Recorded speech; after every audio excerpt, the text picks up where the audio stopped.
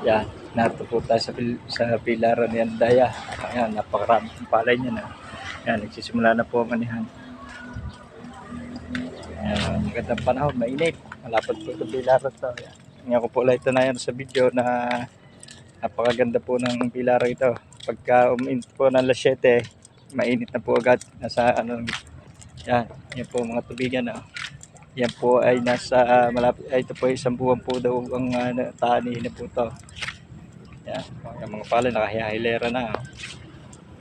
Para ganda to. Pagka sana po ay magtuloy-tuloy po la init ng sa ganun di po na masira ang palay at inabanti po ito maganda na po bigas. Yan, napakarami po nito. Palapad ng pilaran, napakaganda. Yan.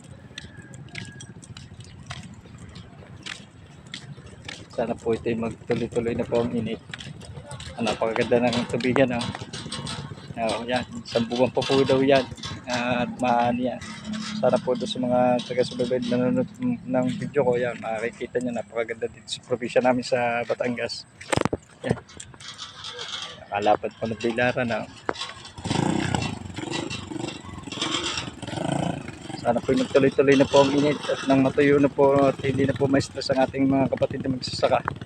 Yan, pagka po maganda po ang ng palay nila na patuyo na maganda yan. Bibigas na po rin ito ng maganda. Yan, maganda po diskarte ng mga magpipila dito. Yan, nakahilera po ang mga palay. Ayan. Hindi po ito natuyo kahapon kasi medyo dumilim po. Baka po sa abutan, tinakaban. Kapag kagaya po kulay ng palay, ayan po i-ayos na. Ligtas na po ito sa yung para masira palay. Hindi na po siya masisira. Maganda. Quality na po magkalalabasan ng bigas niya. Ayan, magaganda. Ayan, makikita ko po sa inyo mga palay. Ayan, magaganda, mapulagas. Sa 1 month po sa first week na October, anihin na po yan. Sana magtuloy-tuloy na yan. Napakaluwang po niyan. Ayan. Sure ako pula sa inyo para po makita ninyo. Ayan, magaganda niya, no? Ikit-ikit pula tayo. Ayan, maluwang, maganda para po makita yung magandang view nito. Ayan.